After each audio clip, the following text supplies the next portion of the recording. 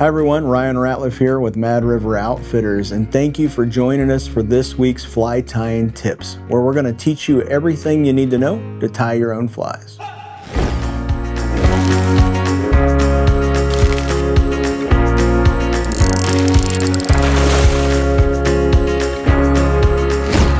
Welcome back to Fly Tying Tips with Ryan Ratliff. Make sure you check us out every Wednesday around 3 p.m. Eastern when we release new episodes. So this week, we're going to talk about a question that I get often on the phone and in the shop. What hair stacker do I need? Or do I even need a hair stacker? So a hair stacker is basically a simple tool. It's kind of tells you what it is in its own name, but it helps you even up the tips of hair. So previous episodes, we've talked about hair and what type of hair from the deer that you would use for, let's say, dry flies or maybe a streamer, that type of thing. So when you just cut that off the hide, they're in different lengths.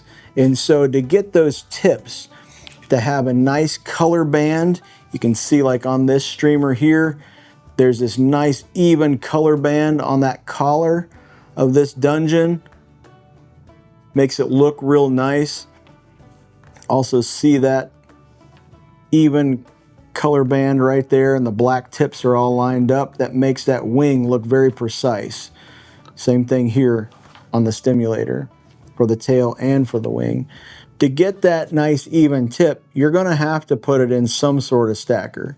I know somebody's gonna say, well, I do it this way. This is the easiest way. This is a tool designed specifically for this. So now, there's lots of different designs in hair stackers. You have really small ones like this, where the hole is tiny. That's going to be for your smallest flies, all the way up to really big ones with large hole like that. You also have this one-piece one that flips like a Bic lighter. That opens up so you can grab stuff. You can also see when you tap it when the hair is all situated. Renzetti also has these cool ones that comes in double-sized or double-sided with two sizes. So you have a little bit larger hole on this side, a little bit smaller one there. So it's like 2-in-1. These pieces come out so you can use them, just set them aside. So let me explain real quick how they're used. It's pretty simple, but I've seen lots of people in classes do it all kinds of different ways. But basically, you cut the hair off the hide. You don't trim it the length that you think you might need. You cut it right off at the hide. That part that you cut off is what we call the butt. That tip is the tapered piece. The tip goes in the hole of the stacker first. Once the hair's in there, sometimes you might need to just push your finger down on the hair to make sure it's down in. Then these Dr. Slick ones are really heavy, so they have some weight. So when you tap this on the counter, the force shoves it down. Then you tip it up on its side, and then when you pull this little insert out, all the tips are even right here. Then you would grab the tips of hair and pull the hair out. So that's what you would do if you're doing multiple big stacks of hair to do like this Wit's mouse, then you would use a little bit bigger one. Again, tap, turn it on its side, right there's the hair. You'd pull that bundle out. Then you can trim it off to even up the butts and start tying. One of the benefits with if you do a lot of dry flies and the Renzetti tool is you don't have to have multiples of these hair stackers. They're not horribly expensive, but they're not cheap, that's for sure, because this is really high quality. So you're going with something like the Renzetti, it's not quite as heavy as a Dr. Slick's, but you do have two pieces, two parts for two different sizes that you might use. So same exact thing, you tap it down. You would not keep this piece in because as soon as you pick it up, it would fall out. So if you have like a little tool caddy where you can put these different size ones in there, it does help out a lot. So same thing, tap that, turn it on its side. The hair is right there, even with the tips.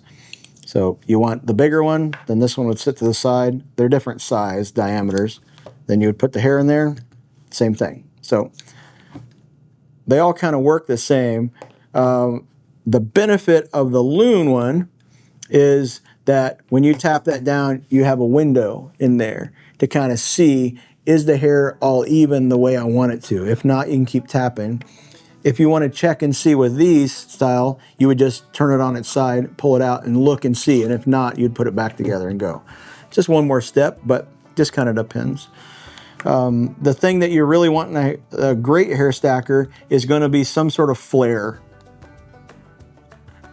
or bell, like on my trombone from high school.